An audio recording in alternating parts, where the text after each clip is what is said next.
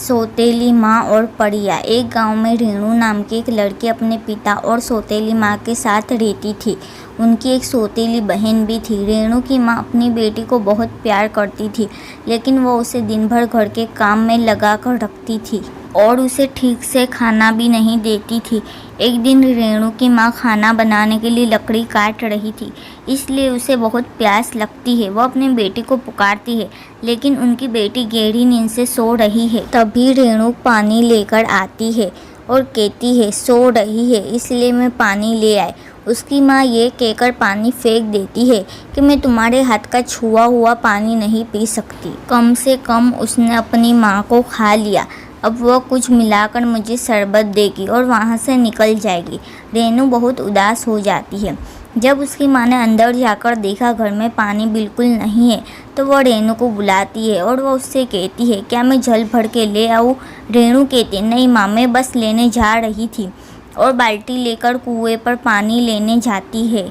लेकिन पानी भरते समय रस्सी टूट जाती है और बाल्टी कुएं में गिर जाती है। तभी रेणु परेशान होकर घर वापस आ जाती है।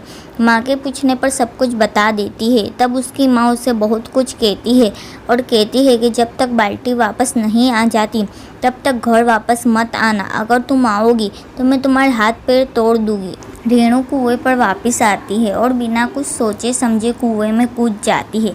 जब उसे होश आता है तो वह एक अलग ही दुनिया में होती है, जो बहुत खूबसूरत है।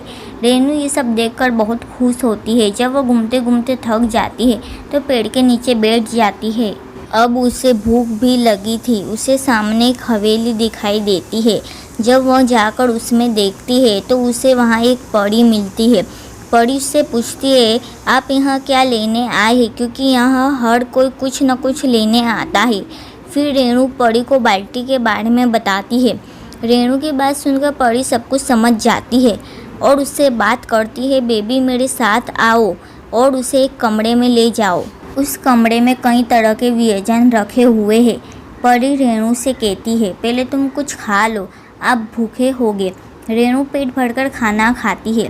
तब देवदूत उसे उस स्थान पर ले जाते हैं जहाँ बाल्टियाँ रखी जाती है।